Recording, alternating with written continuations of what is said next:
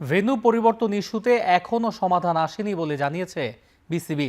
সমস্যা সমাধানে আজ দুপুরে আইসিসির সঙ্গে বৈঠক হবে। বিসিবি আইসিসির এই বৈঠকেই ভেন্যু চূড়ান্ত হতে পারে।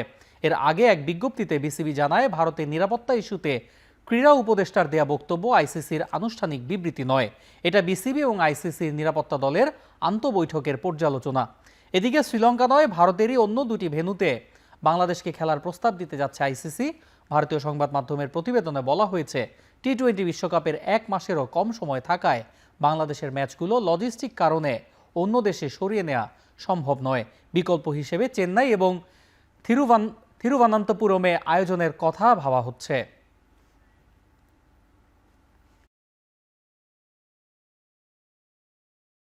আইসিসির যে সিকিউরিটি টিম আছে, সিকিউরিটি দায়িত্বে যারা আছে, তারা একটা চিঠি দিয়েছে।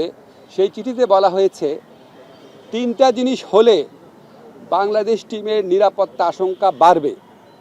একটা হচ্ছে বাংলাদেশ টিমে যদি মুস্তাফিজ অন্তর্ভুক্ত হয়। 2 হচ্ছে বাংলাদেশ যে দলের যে সমর্থকরা আছে, ওনারা যদি বাংলাদেশের জাতীয় যে জার্সি আছে, আমাদের ন্যাশনাল জার্সি আছে, এটা পরে যদি ঘোরাফেরা করে।